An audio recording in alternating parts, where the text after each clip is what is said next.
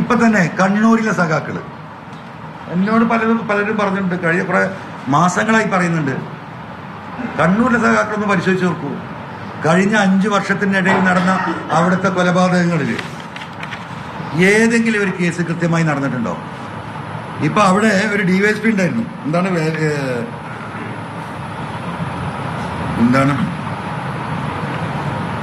DYSP Sukumaran. സഖാക്കൾ പറയുന്നത് അവിടുത്തെ പ്രമാദമായ പല കേസും ഇദ്ദേഹത്തെ വിട്ടാണ് അന്വേഷിപ്പിച്ചിരുന്നത്. നിരപരാധികളെ ഒരുപാട് സഖാക്കളെ പ്രതികളാക്കിയിട്ടുണ്ട്. ഈ കക്ഷി ഇപ്പം 2 മാസം മുമ്പ് BJP ചേർന്നു. ഇപ്പൊ തിരുവനന്തപുരത്താണ് സന്ദീപ് ആനന്ദഗിരി എക്സ്പ്ലെയിൻ ചെയ്തത്. കാരായി രാജനെ പ്രതിയാക്കണം അല്ലേ? ആരെയുന്നത്? ഇത് കത്തിച്ച BJPയുടെ RSSന്റെ ആളുകളെ ഒഴിവാക്കിയിട്ട് കാരായി രാജനെ. AKG സെന്റർ മർമ്മങ്ങൾ AKG സെന്റർ മറക്കാനായിട്ടില്ല.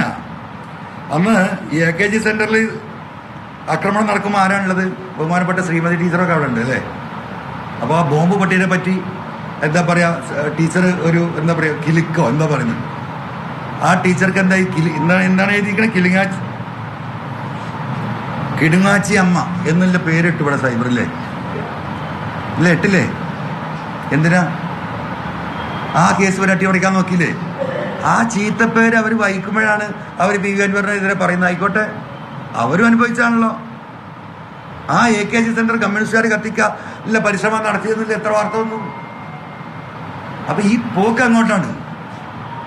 ഇവർക്കൊക്കെ P ശശിയെ കുറിച്ചുള്ള അഭിപ്രായം നിങ്ങളൊന്ന് ചോദിച്ചു. ഇവരൊക്കെ പറയുന്നുണ്ടല്ലോ, ബഹുമാനപ്പെട്ട മുഖ്യമന്ത്രിക്ക് മാത്രമുള്ള ഇന്ത്യ രാജ്യത്ത്, കേരളത്തിലല്ല കേട്ടോ, ഇന്ത്യ രാജ്യത്ത് ഇത്രയും എന്ത് മാതൃകാപരമായ പ്രവർത്തനം നടത്തുന്ന ഒരു വ്യക്തിയാണ് എന്ന് പറയാൻ ബഹുമാനപ്പെട്ട CM-ന് മാത്രമേ കഴിയുള്ളൂ.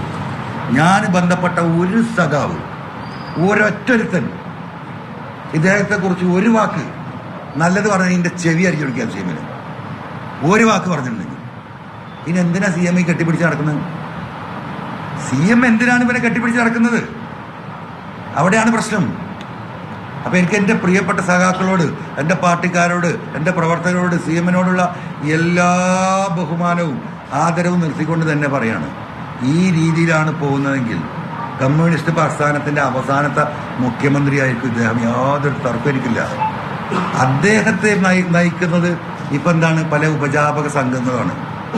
നേർക്ക് നേരെ കാര്യങ്ങൾ സത്യസന്ധമായി മനസ്സിലാക്കാനും പറഞ്ഞു കൊടുക്കാനും അതിന് ആളുകളില്ലാതെയായിരിക്കും.